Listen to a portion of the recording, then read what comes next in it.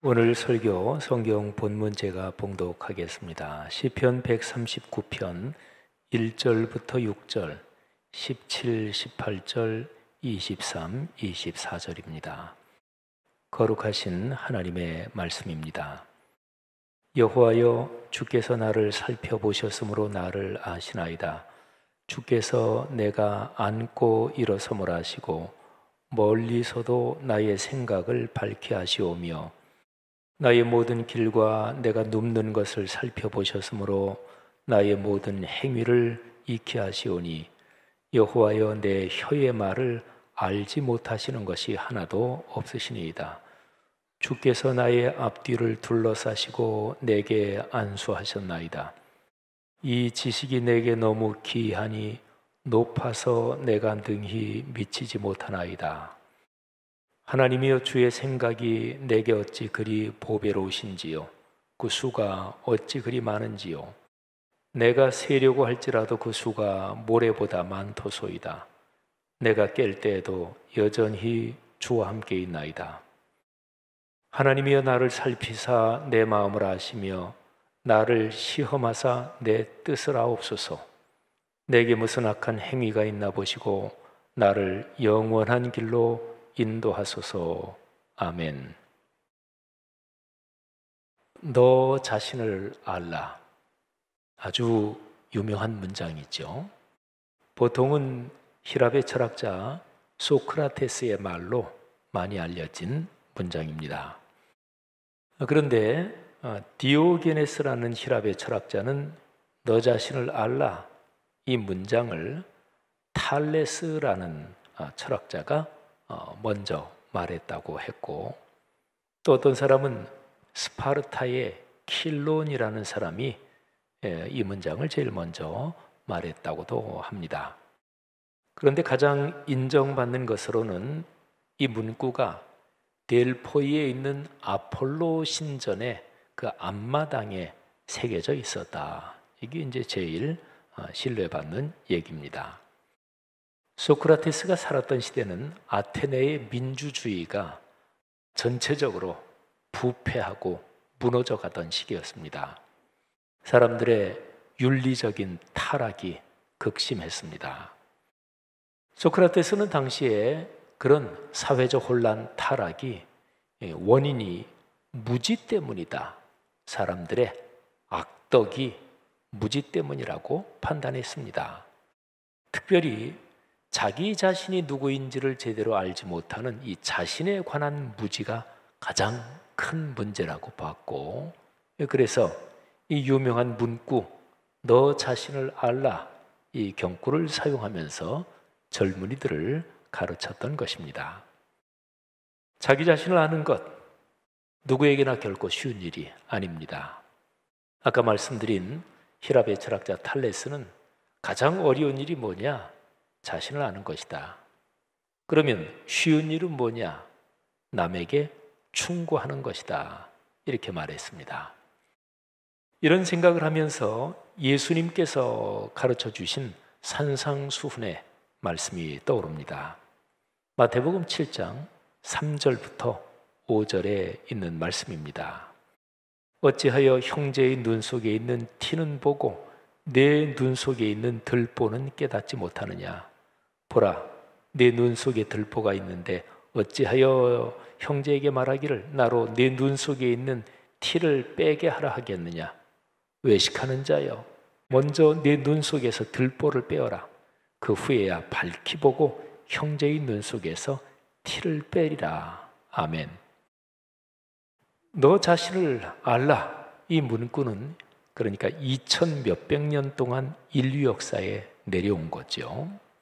그런데 인류 역사에서 어떤 지식의 내용이든 어떤 물건이든 지속적으로 다 이어져 오지는 않습니다. 제 아무리 탁월한 이론, 철학 이런 것도 다 잊혀지고 없어지고 물건들도 사라지고 그러죠. 그런데 인류 역사에 쭉 오래 이어져 온 거는 무슨 이유가 있습니다. 너 자신을 알라는 문구, 이거는 이 문구 자체가 워낙 탁월하기 때문에도 이어져 왔겠죠.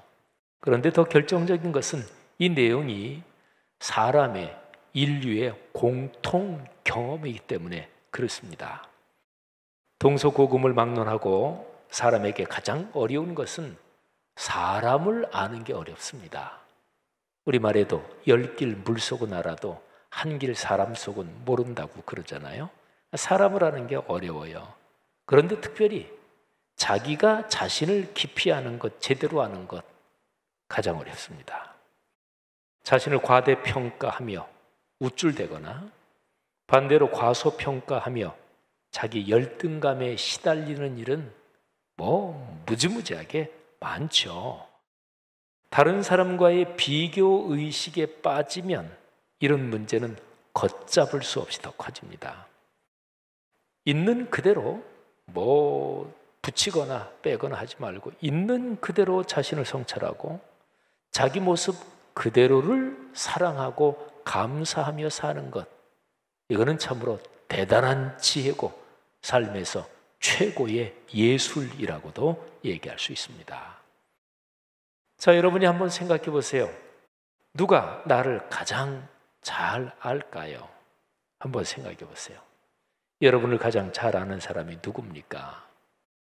가장 일반적으로 말한다면 부모가 그 자녀를 잘 알 겁니다. 그런데 이 문제를 조금만 더 살피면 부모가 자기 자녀에 관해서 새까맣게 모르는 경우도 참 많습니다. 어떻게 보면 내 혈육이요, 핏줄이요, 또 입양한 자녀 같은 경우는 내 가슴으로 나온 자녀요. 부모에 대한 사랑이 크니까 자녀를 제대로 알지 못하는 그런 경우도 많죠. 가장 친한 친구가 나를 가장 잘 알 수 있습니다. 또 나를 가르치는 선생님이 나를 잘 아는 경우가 많습니다. 제 경우를 말한다면 지금까지 살아오면서 저를 가장 잘 아는 사람, 이런 생각을 하면 몇 분이 떠오릅니다. 천국에 가신 제 어머니가 가장 대표적인 분입니다. 저를 잘 아시는 어떤 선배 목사님도 생각납니다. 이분이 한번 제게 이런 말씀을 하셨습니다. 제가 20대 후반일 때 그때 저한테 하신 말씀이에요. 지 목사는 다 좋은데 근데 이분은 저를 지주사라고 불렀어요. 지주사면 공무원 직급에서 한 6급 정도 되는 직급을 주사라 그러죠. 제가 학생 때부터 저를 아신 분이라서 지주사는 다 좋은데 그런데 지주사가 중요하게 생각하는 문제에서 수틀리면 아주 강하게 뒤집어 버리지, 엎어 버리지, 이런 얘기를 하셨던 게 기억이 납니다. 참 저를 잘 알고 저를 참 많이 아껴주신 선배 목사님이십니다. 주님을 깊이 사랑하는 어느 시인이 이런 주제, 말하자면 나를 누가 가장 잘 아는지, 이 주제에 대해서 시를 썼습니다. 시의 제목은 나를 다 아십니다. 이게 제목입니다. 제가 낭독해 드리겠습니다. 주님께서 나를 샅샅이 살펴보셨으니 나를 훤히 알고 계십니다. 내가 앉아 있거나 서 있거나 주님께서는 다 아십니다. 멀리서도 내 생각을 다 알고 계십니다. 내가 길을 가거나 누워 있거나 주님께서는 다 살피고 계시니 내 모든 행실을 다 알고 계십니다. 내가 혀를 놀려 아무 말 하지 않아도 주님께서는 내가 하려는 말을 이미 다 알고 계십니다. 주님께서 나의 앞뒤를 두루 감싸주시고 내게 주님의 손을 얹어주셨습니다. 이 깨달음이 내게는 너무 놀랍고 너무 높아서 내가 감히 측량할 수조차 없습니다. 제가 낭독해드린 이 시는 시편 139편 1절부터 6절까지의 내용입니다. 하나님의 사람 다윗의 시요 또 노래입니다. 시편 139편은 참으로 놀라운 시입니다. 150개의 시편 중에서 여러분이 좋아하는 시편이 어떤 것인가요? 또 8월 한 달 시편 읽기 30일 챌린지, 아침 저녁으로 시편을 낭독하시면서 이 시편 참 좋구나, 이런 느낌도 받으셨을 것입니다. 150개의 시편 중에서 제가 참 좋아하는 몇 개의 시편 중에 이 139편이 들어갑니다. 이 시는 안의 내용을 네 덩어리로 나눌 수가 있고요. 그 다음에 두 개의 짤막한 결론이 있습니다. 근데 두 개의 결론 중에서 하나는 중간에, 그러니까 중간 결론이라고 할 수 있죠. 또 하나는 맨 마지막에 있습니다. 그리고 네 덩어리는 각각 덩어리마다 아주 뚜렷하게 한 가지 주제를 갖고 있습니다. 그래서 그 네 덩어리 각각을 하나의 시로 생각할 수 있고 거기에 제목을 붙일 수 있습니다. 자, 시편 139편을 그렇게 한번 나누어 보면 다음과 같습니다. 첫 번째 덩어리 1절부터 6절, 그걸 하나의 시로 본다면 제목을 나를 다 아십니다. 이거는 제가 이미 말씀드렸죠. 두 번째 덩어리 7절부터 12절, 제목은 내가 어디 가든지.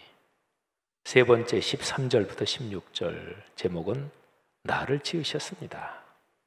그리고 이어지는 두 절 17, 18절은 중간 결론입니다. 아주 감탄하고 감격하면서 중간 결론을 내립니다. 그리고 네 번째 덩어리가 이어집니다. 19절부터 22절, 내 삶의 기준. 그리고 최종 결론 마지막 두 절 23, 24절, 내 평생 소원. 그러니까 다윗의 평생 소원이 거기에 담겨 있습니다. 자, 다윗은 첫 번째 덩어리에서 모든 것을 알고 계신 하나님을 찬양하고 있습니다. 특히 자신을 자신보다 더 잘 알고 계시는 하나님을 생각하며 감동하고 있습니다. 여러분, 이것이 신앙에서 가장 기본적인 몇 가지 중 하나입니다. 한번 여러분 생각해 보세요. 다윗은 그러니까 이렇게 얘기하는 거예요. 내가 나를 아는 것보다 하나님께서 나를 더 잘 알고 계십니다. 이거를 여러분은 알고 계십니까? 이 사실을 인정하십니까? 이 사실을 체험해 보셨습니까? 하나님께서 나를 잘 알고 계시다는 이것을 깨달으면 하나님 앞에서 가식이 없어집니다. 그렇죠? 나보다 나를 더 잘 알고 계시니까 하나님 앞에서 숨긴다든지 뭐뭐 하는 척한다든지 그럴 수가 없잖아요. 가장 못난 내 모습까지 어차피 다 알고 계시니까 그냥 하나님 앞에 나갈 때는 가식적으로 꾸밀 수도 없고, 그래서 그냥 있는 모습 그대로 나갑니다. 있는 모습 그대로 나가면서 하나님을 깊이 만납니다. 그래서 거기서 은혜를 받고 복을 받고 삶의 변화가 일어나는 거죠. 자, 나의 모든 것을 다 알고 계시는 하나님, 전지하신 하나님, 모두 전자, 알지자, 전지하신 하나님. 이게 이제 첫 번째 덩어리에서 다윗이 고백한 내용인데, 자, 여기에서 다윗의 깨달음이 더 확장됩니다. 내가 어디로 가든지 하나님을 피할 수 없고 존재하는 그 어디든 하나님께서 거기에도 계시다. 이런 깨달음인데, 말하자면 어디에나 계시다 편재하신 하나님, 두루두루 편자 그리고 있을 제자 편재하신 하나님입니다. 이게 두 번째 덩어리예요. 7절부터 12절, 제목은 내가 어디 가든지. 제가 낭독해 드리겠습니다. 내가 주의 영을 떠나 어디로 가며 주의 앞에서 어디로 피하리까? 내가 하늘에 올라갈지라도 거기 계시며 스올 지옥에 내 자리를 펼지라도 거기 계시니이다. 내가 새벽 날개를 치며 바다 끝에 가서 거주할지라도, 저는 특별히 지금 읽어드린 이 문장, 새벽 날개를 치며 바다 끝에 가서 거주한다, 이거를 읽을 때면 늘 김현승 시인의 가을의 기도, 그 내용이 생각납니다. 내가 새벽 날개를 치며 바다 끝에 가서 거주할지라도 거기서도 주의 손이 나를 인도하시며 주의 오른손이 나를 붙드시리이다. 내가 혹시 말하기를 흑암이 반드시 나를 덮고 나를 두른 빛은 밤이 되리라 할지라도 주에게서는 흑암이 숨기지 못하며 밤이 낮과 같이 비추이나니 주에게는 흑암과 빛이 같음이니이다. 아멘. 자, 근데 이러면 어디 숨을 데가 없습니다. 하나님의 눈앞에서, 하나님의 눈에서 숨을 수 있는 것은 아무것도 없습니다. 히브리서 4장 12, 13절 말씀의 가르침처럼 존재하는 모든 것은, 영적인 정신적인 영역까지 모든 것은 하나님 앞에서, 하나님의 거룩한 말씀 앞에서 벌거벗은 것 같이 드러납니다. 히브리서 말씀 들어보세요. 하나님의 말씀은 살아있고 활력이 있어 좌우에 날선 어떤 검보다도 예리하여 혼과 영과 및 관절과 골수를 찔러 쪼개기까지 하며 또 마음의 생각과 뜻을 판단하나니 지으신 것이 하나도 그 앞에 나타나지 않음이 없고 우리의 결산을 받으실 그분의 눈앞에 만물이 벌거벗은 것 같이 드러나느니라. 아멘. 자, 여러분, 사람은 어디 숨을 때 또는 나 혼자 편히 있을 곳이 있어야 정서적으로 안정됩니다. 어릴 적에 다락이 있던 집에서 사셨던 분들이 있을 거예요. 다락에 들어가면 참 편합니다. 아무도 나를 보지 않고 혼자 거기 있을 수 있으니 편한 거예요. 그런데 하나님 앞에서는 피할 데가 아무것도 없으니까 그러면 불안한 것인가요? 아닙니다. 내 모든 것을 다 알고 계신 하나님, 근데 이 상황에서 역설적으로 가장 안전하게 숨을 곳이 있습니다. 바로 하나님의 품입니다. 엄마 태중의 기억이 깊은 자의식, 무의식 속에 있기 때문에 사람이란 존재는 다락처럼 안전하고 숨겨진 곳을 찾는다, 이런 심리학자들 얘기도 있어요. 아이는 엄마 품이 가장 안전하고 그리고 숨을 곳이고 쉴 곳입니다. 깊이 사랑하는 두 사람은 서로의 품이 바로 그런 곳입니다. 시편을 보면 많이 나오는 표현이 있어요. 하나님이 나의 피할 곳이다, 숨을 곳이다. 하나님이 나를 보호하신다. 아까 우리 예진, 영진 두 자매가 부른 찬양도 바로 그런 가사잖아요. 자, 시편 18편 1절부터 3절 말씀을 한번 들어보십시오. 나의 힘이신 주님, 내가 주님을 사랑합니다. 주님은 나의 반석, 나의 요새, 나를 건지시는 분. 나의 하나님은 내가 피할 바위, 나의 방패, 나의 구원의 뿔, 나의 산성이십니다. 나의 찬양을 받으실 주님, 내가 주님께 부르짖습니다. 주님께서 나를 원수들에게서 건져 주실 것입니다.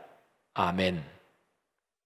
여러분, 여러분의 삶에서 안전하게 숨을 곳이 어디입니까? 편안하게 쉴 곳이 어디 있습니까? 힘들고 지치고 피곤한 삶의 여정에서 그곳에만 가면 모든 것을 잊고 쉬면서 다시 회복되는 곳이 여러분의 삶에서 어디입니까? 주님의 품, 주님을 만나는 곳, 곧 공예배와 말씀 묵상의 자리가 여러분에게 그런 곳이 되기를 주님의 이름으로 축복합니다. 전지하신 하나님, 첫 번째 덩어리, 편재하신 또는 무소부재하신, 어디고 그분이 안 계신 데가 없다, 무소부재죠. 이 두 덩어리 봤습니다. 다윗은 이런 하나님을 깨닫고 찬양하면서 이제 다윗의 깨달음은 근원을 향해서 깊어집니다. 창조의 하나님을 깨닫는 것입니다. 하나님의 창조를 생각할 때 이거는 능력이라는 단어와 연관이 있습니다. 여러분, 이 세상에서 가장 능력이 많은 사람은 여러 가지 못할 것이 없습니다. 그런데 세상에서 가장 능력이 많은 사람도 결코 하지 못하는 게 한 가지 있습니다. 그것이 바로 창조입니다. 인간의 과학과 기술 문명이 제 아무리 발전해도 본질적인 의미의 창조는 불가능합니다. 인간의 과학기술이 발전되는 거, 우리가 요즘 아주 놀라운 시대를 살아가고 있는데 우리를 놀라게 하는 게 뭔가요?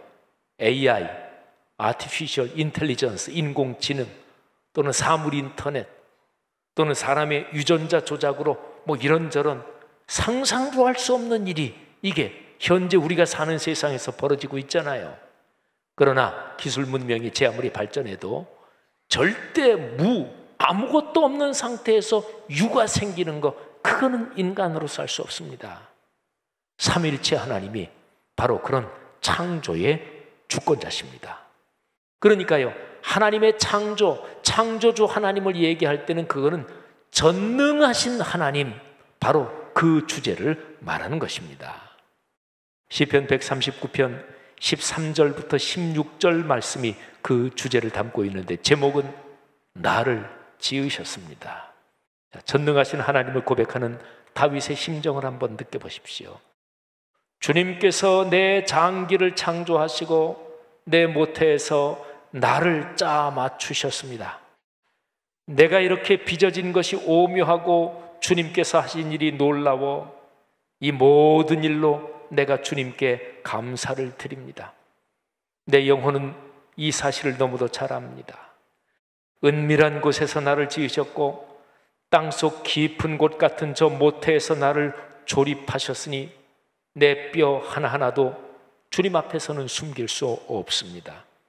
나의 형질이 갖추어지기도 전부터 주님께서는 나를 보고 계셨으며 나에게 정하여진 날들이 아직 시작되기도 전에 이미 주님의 책에 다 기록되었습니다. 아멘. 여러분 중에서 특히 몸이 약한 분들은 이 말씀을 더 꽉 붙잡으시기 바랍니다. 우리 기독교에서 신유, 치유의 은혜가 있죠.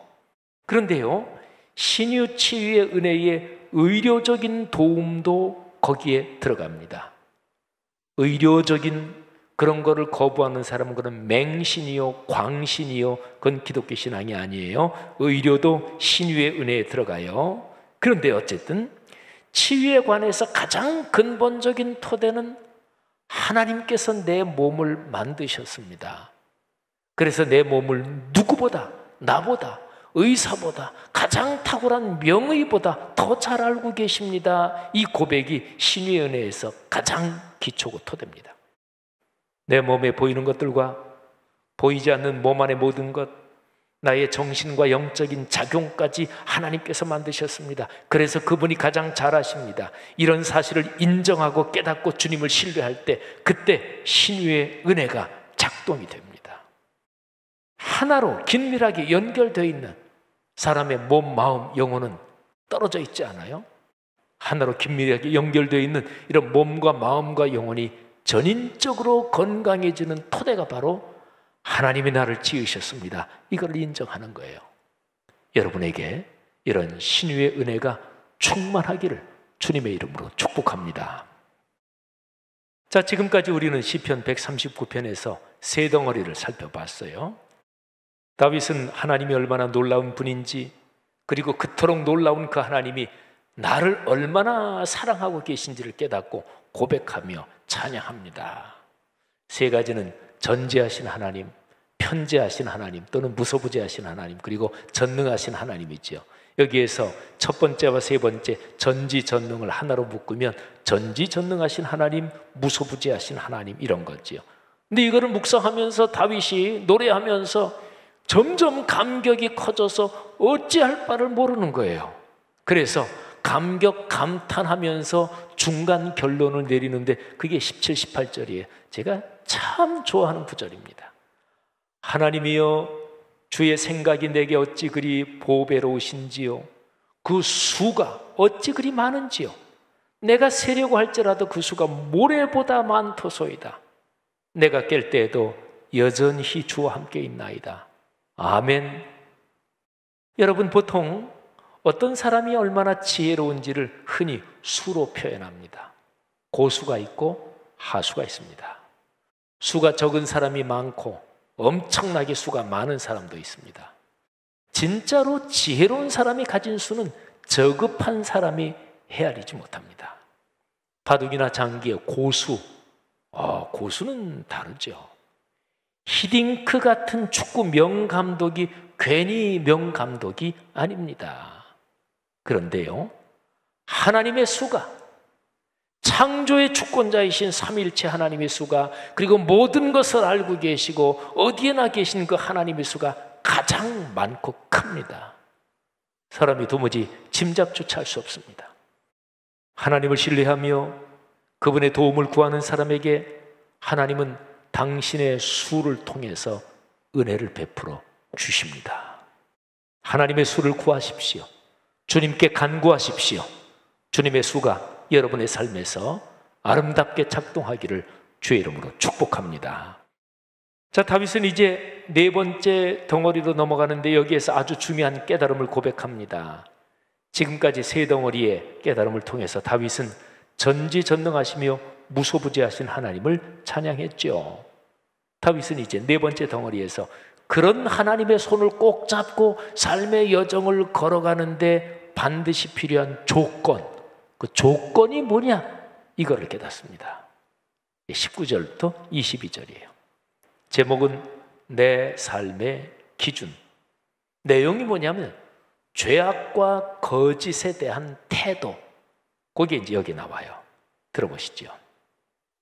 하나님이여, 주께서 반드시 악인을 죽이시리이다. 피 흘리기를 즐기는 자들아 나를 떠날지어다. 그들이 주를 대하여 악하게 말하며 주의 원수들이 주의 이름으로 헛되이 맹세하나이다. 여호와여, 내가 주를 미워하는 자들을 미워하지 아니하오며 주를 치러 일어나는 자들을 미워하지 아니하나이까.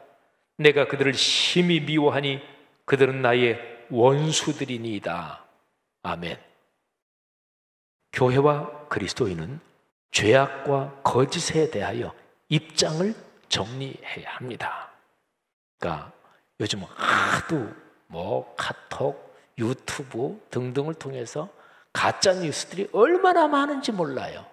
그러니까 그리스도인이 그런데 조심해야 되는 게, 기본적으로 그리스도인은 가짜, 거짓말, 여기에 대해서 경각심을 가져야 돼요. 그래서 저는 카톡으로 들어온 어떤 거든 또는 유튜브 어떤 거든 저는 보고 그냥 믿지 않습니다. 그리고 다른 사람의 페이스북에 저는 댓글을 거의 달지 않습니다. 왜요? 페이스북 친구 있으면 내가 아는 목사님, 그런데 그분이 어떤 글을 올렸다. 근데 입장이 이쪽이냐 저쪽이냐 이런 거 올렸을 때 아는 목사님이니까, 또 그분을 잘 알 경우에는 아유 목사님 좋은 말씀 하셨네요 댓글 달 수도 있잖아요. 근데 그분 입장이 다 맞는 건 아니잖아요. 사랑하신 여러분, 그리스도인은 죄악과 거짓에 대하여 입장이 분명해야 합니다. 그렇지 않으면 하나님의 손을 놓칩니다. 하나님의 복을 넉넉하게 누리지 못합니다. 죄와 악과 거짓은 워낙 교묘해서 나도 모르게 내 안으로 스며들고 급기야는 하나님을 멀리 떠나게 만듭니다. 어느 날 아침에 눈을 떠보니 하나님이 내 삶에 없습니다. 여러분, 제가 지금 말씀드린 이 문장은 교회를 멀리하고 그리고 예배 드리지 않고 오랫동안 하나님을 떠나 살고 신나게 이래도 잘 산다, 그러다가 어느 날 아침에 눈을 떠서 내가 예수 믿는 사람인데 내 삶에 하나님이 없구나, 이 얘기를 하는 게 아니에요. 교회 다니고 주일 성수하고 교회에서 물질적으로 봉사도 하고 또 장로, 권사, 집사 이런 직분을 받아서 열심히 봉사도 하고 목사로 목회도 하고 그러던 사람이 어느 날 아침에 눈을 떠서 갑자기 깨달음이 오는데 내 삶에 하나님이 없구나, 이 얘기를 제가 지금 하고 있는 거예요. 그럴 수 있어요. 모든 죄악의 뿌리는 거짓과 속임입니다. 그것들은 실체가 없는 것, 말하자면 헛된 것입니다. 사람들이 거짓과 속임수를 사용해서 죄를 저지르는 가장 큰 이유는 더 큰 부자가 되고 싶은, 말하자면 물질을 더 많이 끌어안고 싶은 이런 욕망이 제일 많죠. 그래서 잠언 30장 7, 8절에 보면 하나님의 사람 아굴이라는 하나님의 사람은 자기의 평생에 두 가지 소원이 있습니다. 이 두 가지 기도 제목이 있습니다. 이렇게 얘기합니다. 들어보세요. 내가 두 가지를 주께 구하여 싸우니 내가 죽기 전에 내게 거절하지 마시옵소서. 곧 헛된 것과 거짓말을 내게서 멀리 하옵시며 나를 가난하게도 마옵시고 부하게도 마옵시고 오직 필요한 양식으로 나를 먹이시옵소서. 아멘. 시편 139편에서 다윗은 네 가지의 깨달음을 고백하며 찬양합니다. 자, 그리고 두 가지의 짧은 결론에 감격합니다.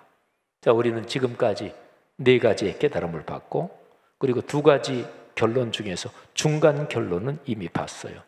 자, 이제 남은 것은 최종 결론입니다. 139편의 맨 마지막 두 절, 23, 24절입니다. 들어보십시오.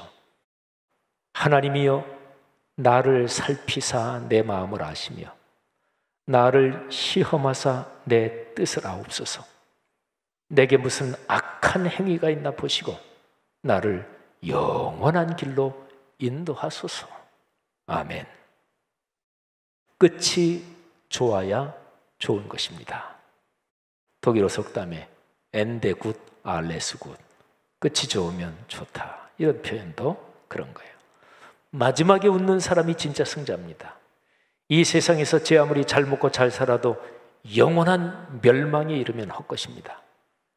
육신을 갖고 삶의 여정을 걸으면서 깊은 만족과 넉넉한 행복을 누리며 사람으로서의 품위와 그리스도인으로서의 고결한 자존감을 갖고 사는 것이 복입니다. 이렇게 사는 삶이 영원한 생명의 나라까지 이르는 것, 이것이 참으로 큰 복입니다. 이런 복이 여러분 모두에게 넉넉하기를 축복합니다.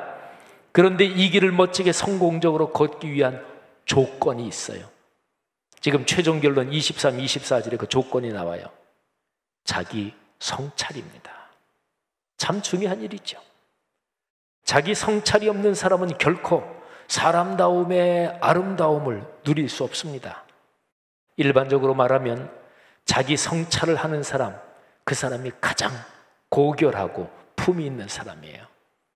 그런데 신앙적으로 말하면 자기 성찰의 깊이가 다릅니다. 시편 139편의 최종 결론처럼 하나님께서 나를 살펴주시는 것, 이것이 가장 깊고 성숙한 자기 성찰입니다.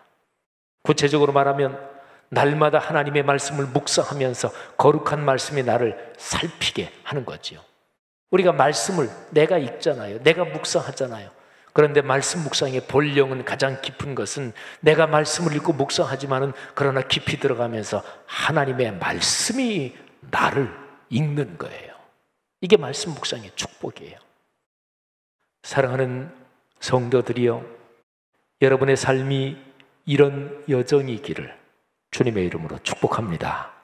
시편 읽기 30일 챌린지를 통해서 받은 은혜가 여러분이 사시는 내내 여러분의 가정, 가문 대대로 흐르기를 주님의 이름으로 축복합니다. 자, 우리 들은 말씀 가슴에 끌어안고 고백하고 결단하는 찬양하겠습니다.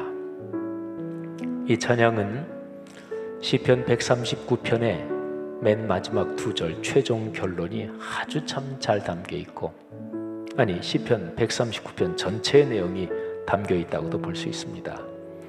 나의 모든 행실을 주여 기억 마시고 바른 길로 인도하소서.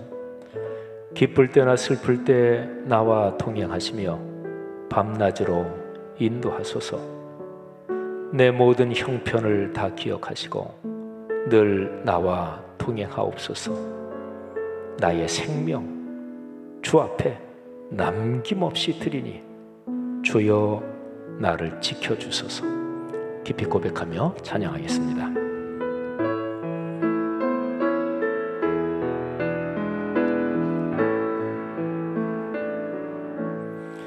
나의 모든 행실을 주여 기억 마시고 바른 길로 인도하소서.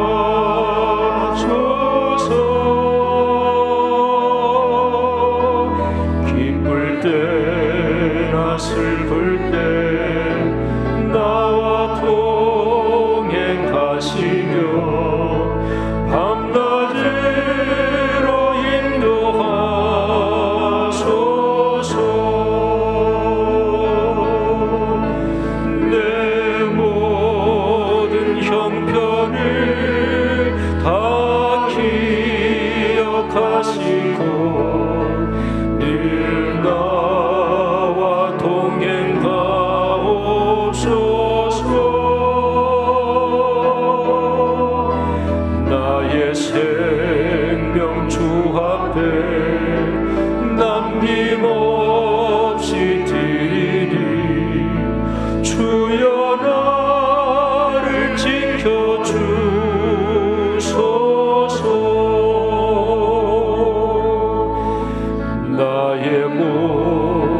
실수를 주여 용서하시고 바른 길로 인도하소서.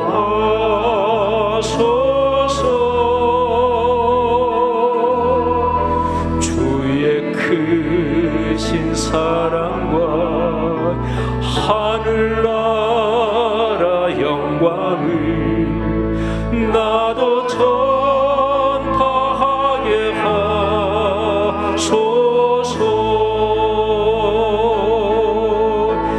내 모든 형편을 다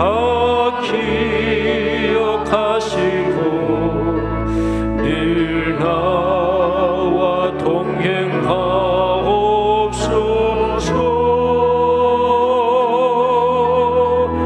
나의 생명 주 앞에 남김없이 드리니 주여 나를 지켜주소서.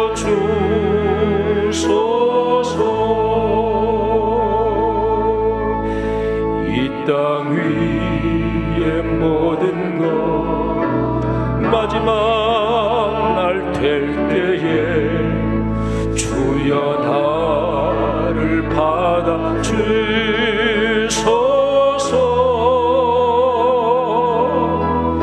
주의 얼굴 대할 때 귀한 상급 주시고 면류관을 쓰게 하소서.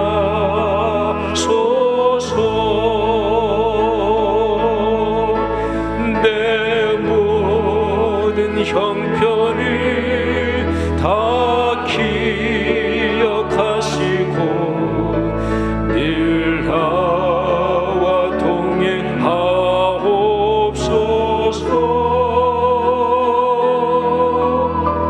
나의 생명 주 앞에 남김없이 드리니 주여 나를 지켜주